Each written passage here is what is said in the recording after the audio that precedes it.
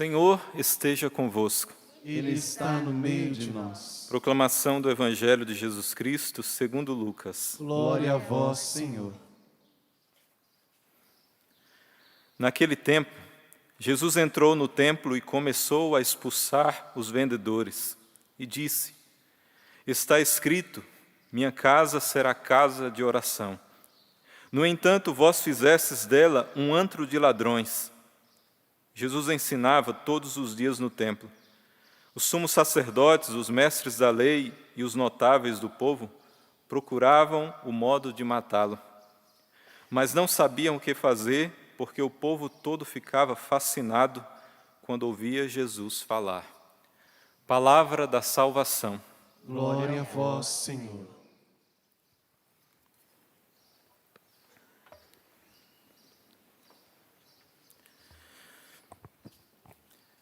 Meus irmãos, nesse tempo, nessa semana passada, nós estamos vendo o Apocalipse de São João.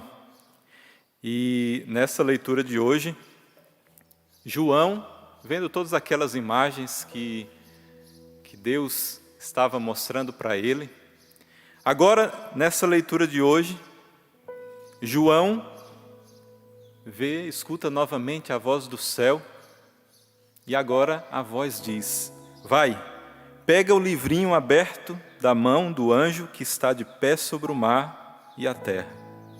E ele foi até o anjo para pegar esse livro. E a voz vinda do céu disse: Pega e come. Será amargo no estômago, mas na tua boca será doce como mel. Aí João diz: Peguei na mão do anjo o livrinho e comi. Na boca era doce como mel, mas quando engoli, meu estômago tornou-se amargo. Então a voz disse: Deves profetizar ainda contra outros povos e nações, línguas e reis. Aqui nesse texto, nós temos o ministério do profeta, o ministério profético, que ele tem duas vertentes: anunciar e denunciar. Estimular o bem, que é o anúncio do Evangelho, e denunciar o mal.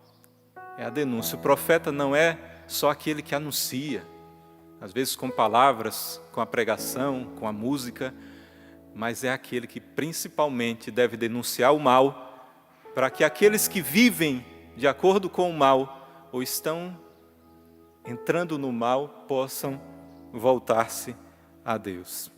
Mas antes de vivermos essa grande missão do profetismo, do anúncio, da denúncia, nós devemos nos alimentar da palavra. Profeta que é profeta, só é profeta se tem dentro de si a palavra encarnada, a palavra de Deus. E a palavra de Deus é alguém, é o Cristo. Então o Cristo precisa estar encarnado em mim, para que eu seja verdadeiramente um profeta. Profeta é aquele que é boca de Deus. Profeta é apenas a boca. A palavra é Deus. A palavra, como diz, é o Cristo encarnado, o Verbo encarnado. Eu sou apenas a boca que fala. O profeta é apenas a boca. A palavra que salva é o Cristo, não o profeta que salva. O profeta deve ter a palavra de Deus encarnada dentro de si, fixada no coração, na mente. O profeta não fala por si só, não pode falar por si só, não fala o que bem quer e não fala as suas ideias. Muitas vezes é o que nós vemos muito daqueles que se dizem profetas, mas falam por si só. Falam ideias próprias. Infelizmente nós vemos muito isso. Aquele que sobe no púlpito, que pega a palavra, ou prega em qualquer lugar que for, ou canta a palavra, a palavra musicada, como aqui o Jarles cantou, bem cantado, o refrão desse salmo, e que é o centro dessa liturgia. No final nós cantaremos de novo o refrão para rezar. Aquele que prega, aquele que anuncia, seja de qual forma for, aquele que canta a palavra, ele precisa falar o que Deus fala. E, infelizmente, aqueles que falam suas ideias E pior ainda, são aqueles que com suas ideias falam o que é contrário ao que a igreja sempre ensinou desde todos os séculos. Desde o Cristo, os apóstolos e até chegar a nós aqui. Quando aquele que é chamado a ser profeta fala o que é contrário ao que Deus sempre ensinou. E às vezes camuflado, usando de Deus para falar suas ideias e com isso levando os outros, as pessoas, ao erro. O profeta é o canal para que Deus fale ao povo. Para que Deus fale, não eu. Não sou eu que falo, é Deus que deve falar. Por isso, o profeta deve extinguir de si toda e qualquer ideia própria. Ou qualquer, e ainda mais, isso aí deve exterminar qualquer ideia que é contrária ao Evangelho e contrária ao que a igreja sempre nos ensinou por meio da revelação. Será doce ao paladar. Foi isso que João escutou. Que essa palavra vai ser doce ao paladar. Veja, o chamado de Deus vai ser doce ao paladar. Quando Deus nos chama, isso nos alegra. O chamado de Deus, isso é doce. Quando nós escutamos a voz de Deus, isso chega até nós como o mel. O se alimentar da palavra, quando nós fazemos o estudo da palavra, quando nós adentramos na palavra, para que ela fique fixada na mente, no coração, que esteja à frente dos nossos olhos, para nos direcionar o caminho, isso é doce ao nosso paladar. O ministério profético do anúncio, de anunciar a palavra, de chegar aqui como eu estou e anunciar a palavra, isso é doce ao paladar. Agora, João fala que será amargo no estômago. A segunda missão do profeta, que é denunciar o mal, isso será amargo, tanto para o profeta, porque ele sofrerá resistência, ele sofrerá perseguição daqueles que sentirão o amargor de ouvir a palavra, a verdade, a denúncia, e isso ir contra aquilo que está vivendo de mentira e de erro. Quando a palavra de Deus, que vem pela boca do profeta, por meio da denúncia, no profeta isso será amargo no estômago, porque ele vai sofrer perseguição. O mundo vai odiar aquele que pregar a verdade. O mundo que está imerso nas trevas vai odiar aquele que anuncia a luz. Aquele que é a luz, porque nós somos luz. Não somos chamados a ser luz, nós somos luz do mundo. Nós podemos perder a luz, podemos estar ofuscados pelo mundo, mas nós teremos sempre essa missão de ser luz e ser sal na terra. Portanto, quando nós denunciamos, quando o Senhor nos manda denunciar o mal, isso vai ser amargo para nós, mas principalmente isso vai ser amargo para aquele que está vivendo na mentira e o anúncio da verdade contra a mentira que ele está vivendo. Vai ser amargo para aquele que está vivendo nas trevas e não quer sair das trevas. Será amargo para aquele que está vivendo no pecado e não quer sair do pecado, mas fica até usando às vezes, traduzindo erroneamente as palavras de Deus para se justificar no seu erro. O mundo resistirá a crer na mensagem de Jesus, como resistiu naquela época, como continuou a resistir e como hoje continua resistindo à palavra do Evangelho. E se voltará contra os mensageiros da palavra, nós. Isso foi o que todos os profetas viveram desde o Antigo Testamento. Isso foi o que Jesus viveu, o que os apóstolos viveram, o que a igreja viveu, e isso é o que nós estamos vivendo. Muita coisa nós já não podemos falar. No púlpito, nas pregações, cada vez mais as leis do mundo estão indo contrária ao Evangelho. E aqueles que são chamados a ser boca de Deus, a anunciar e denunciar, eles querem calar, às vezes amordaçar. Mas veja, aquele que é profeta é cheio do Espírito, e o Espírito Santo é criativo. Quando Jesus falava e era perseguido, ele falava por meio de quê? De parábolas. E ele diz para que os olhos daqueles que estão vivendo no erro não vejam, os ouvidos não ouçam, mas aqueles sim, a quem é direcionada a palavra, e aqueles que acolhem vão entender. Portanto, nos dias de hoje, nós precisamos voltar a aprender com o mestre das parábolas, com Jesus. Quando o mundo vai colocando leis para amordaçar aqueles que devem ser profetas, nós devemos voltar a falar em parábolas. E é isso que nós devemos falar, nunca nos calar, mas falemos em parábolas, porque entenderão. Aqueles a quem é direcionada a palavra vão entender. Mas saiba, meus irmãos, que cada vez mais o mundo sentirá repulsa da palavra. Quanto mais mergulhados na mentira, sentirão aversão à verdade. Quanto mais mergulhados nas trevas, sentirão repulsa e amargor da luz. Mas nós precisamos testemunhar e ser testemunhas vivas dessa palavra.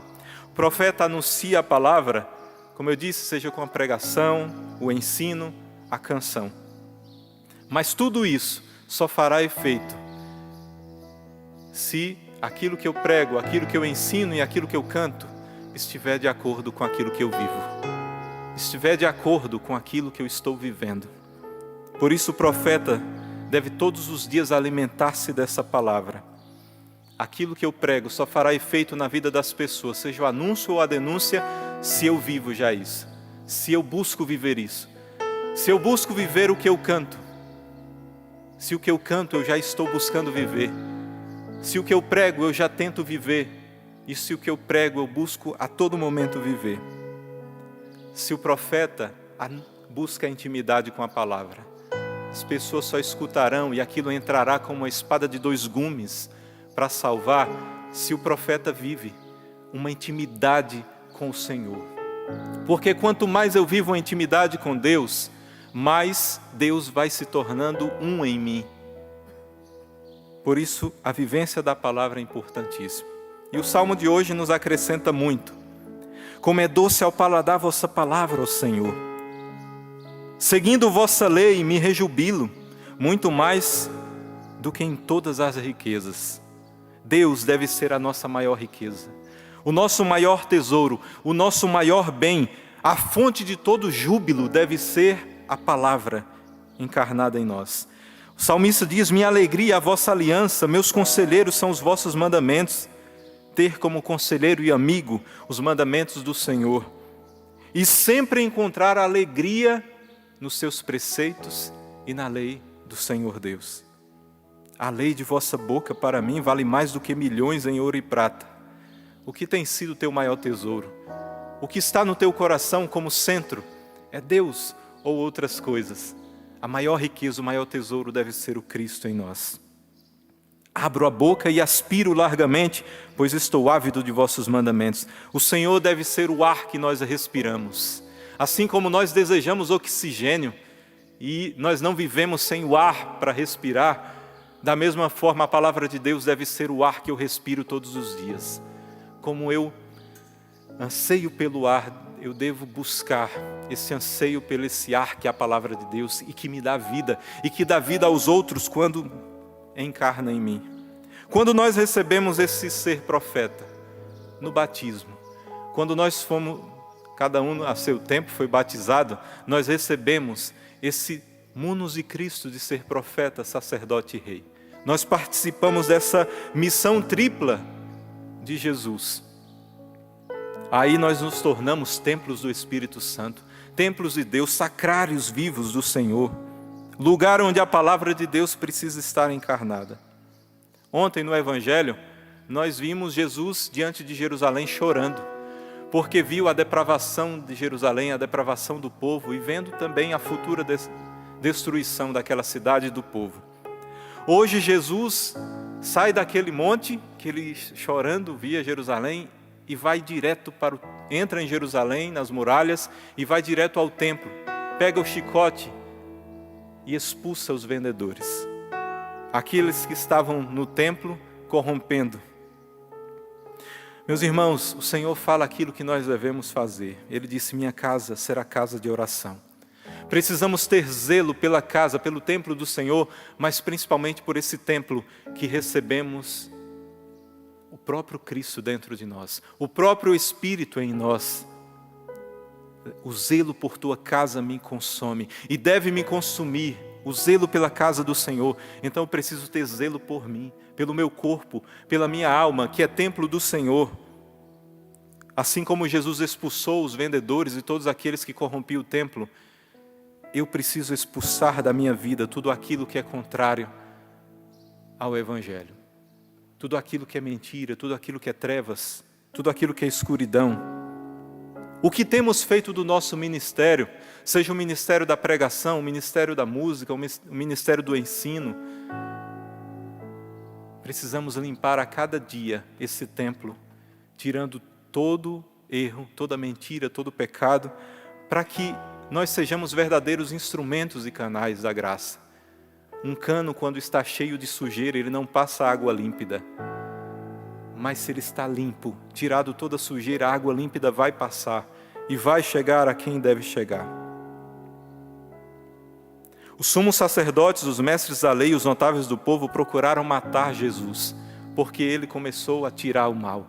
E começou todos os dias a ensinar no templo e a denunciar o mal. Foi ali que Jesus começou a falar mais, raça de víboras, contra os doutores da lei, contra os fariseus, saduceus.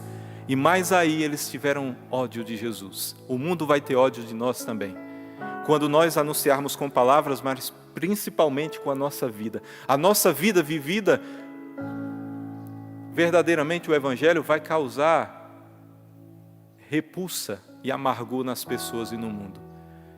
Mas é isso que nós devemos fazer. Vamos cantar o refrão do Salmo para terminar e rezar. Meus irmãos, feche os teus olhos e perceba o que é que na tua alma, no templo que é você, nós que somos templos do Espírito Santo, o que tem afastado de Deus, o que tem sujado a tua alma, o templo que é você, que é templo do Espírito Santo, que é templo onde habita o Senhor. Se tem amargurado somente pelas perseguições, isso não. Mas se o nosso coração tem amargurado porque nós estamos vivendo o erro e querendo viver no erro, a palavra de Deus precisa vir e ser como espada de dois gumes para trazer o doce que é a palavra. Cantemos. Como é doce ao paladar